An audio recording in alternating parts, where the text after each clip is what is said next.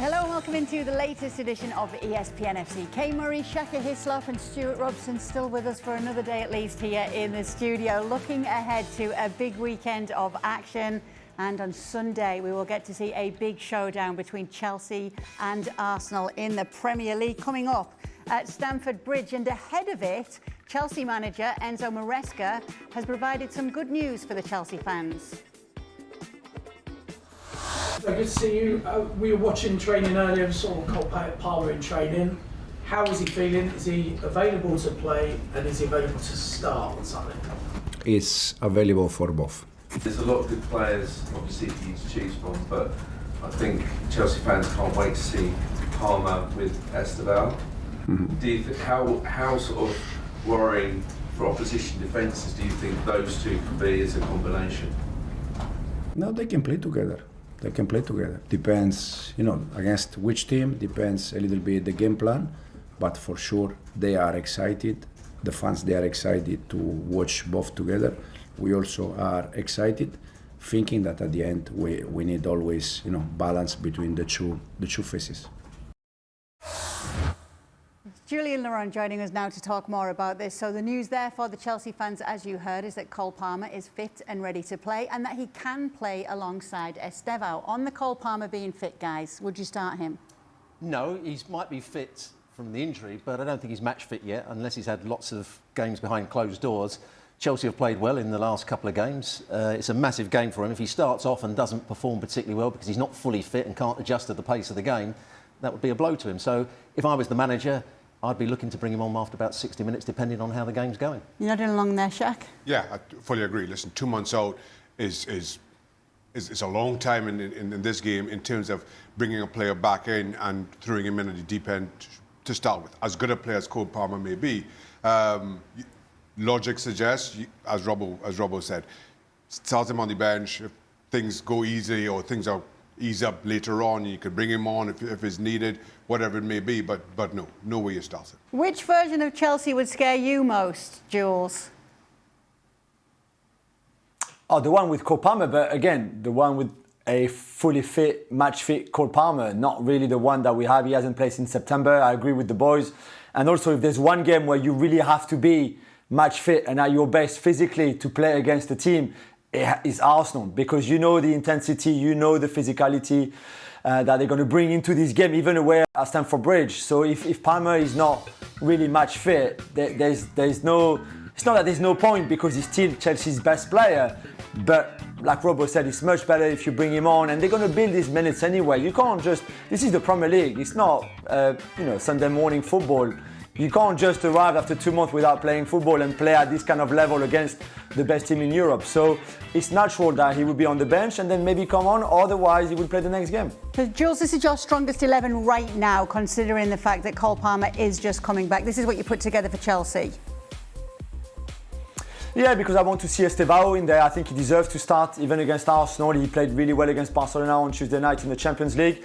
That would mean moving Neto on the other side, where it's not obviously the best wing for Neto. He's better on the right-hand side. He's left-footed like Estevao. But I think he can do a really good job with Cucurella on that left-hand side. Joao Pedro as the 9 ahead of Neto, who played against Barcelona, or the lab. Enzo Fernandez cannot play deeper, not against a team like Arsenal. He's not mobile enough. He's not defensive-minded enough. So he would play in that 10 where Palmer would play if Palmer was started. And then Reece James, because Lavia is injured again. And Reece James is what Maresca has of closer to be able to play in that defensive position in a double pivot with Caicedo. And I think the back four picks itself, really. What do you think of that 11? It's the best 11 they could put out against Arsenal. And Jules is absolutely right. Against Arsenal, who play with intensity, play with great strength, great physicality. The pace of the game is going to be great. I don't think Fernandez can play as that holding midfield player alongside Caicedo, who's been excellent. He's going to be a key player for them. And Reece James coming in from, he did it quite well when he was actually playing at right back and then would come into midfield. Now he's playing as a midfield player all the time, and I think he does the job well. You could question maybe one or two of the centre halves. They've got 3 or 4 centre halves, are all very similar in sort of performance level. But that's probably the best team. And Neto is a dangerous player out on that left-hand side. Are we seeing a competitive matchup here? As competitive as you can get from Chelsea, and especially kind of given the game against Barcelona that Jules referenced. Okay, Neto drops back and goes wide, as João Pedro comes in as the out-and-out striker. But given that performance, given how good that lineup worked for Enzo Maresca, no need to tinker any more than that, and bringing João Pedro in and adjusting Neto to suit.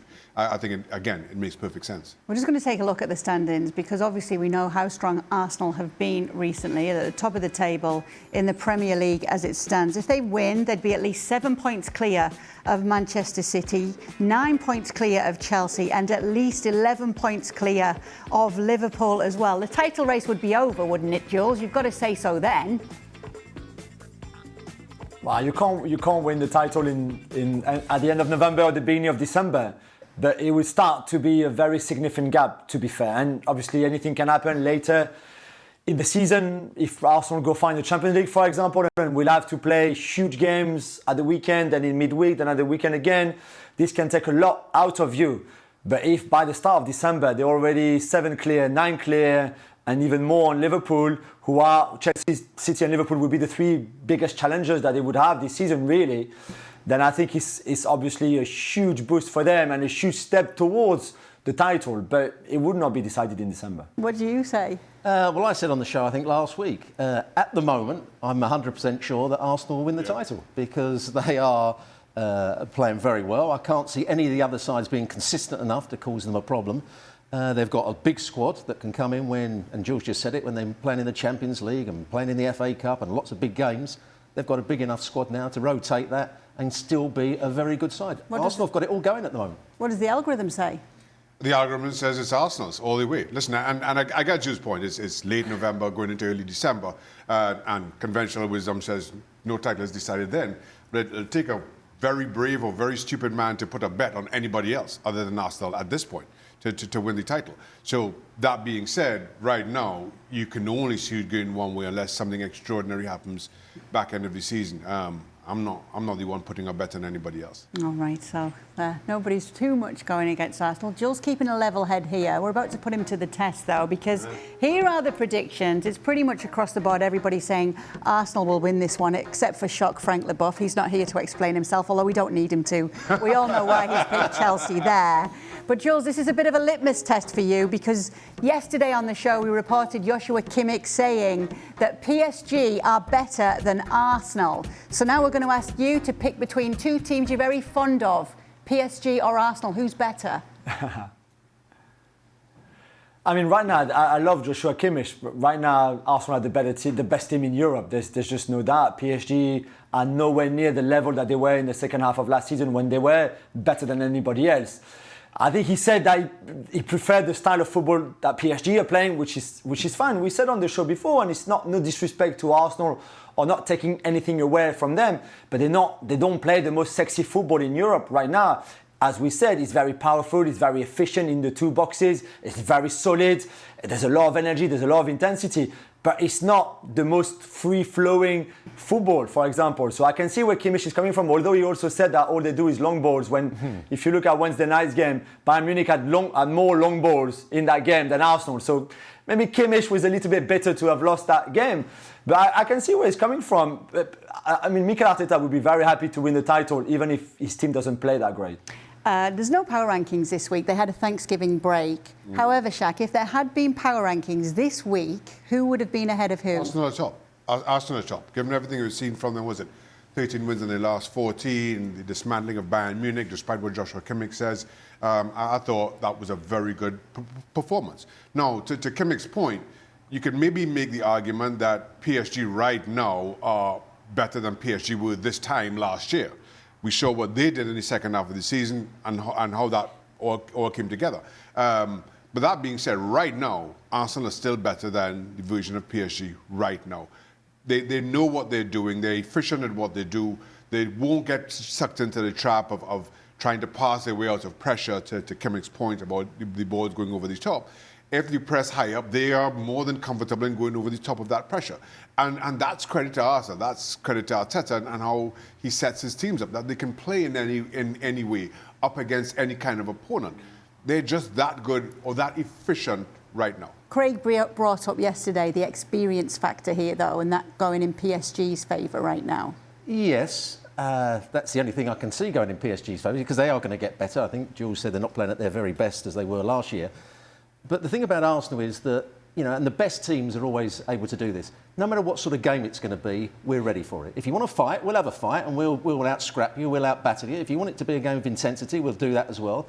If we have to go long, we'll go long and we'll win the knockdowns and play from there. If it's a game where there's not too many chances and it comes to set pieces, we'll win that battle as well.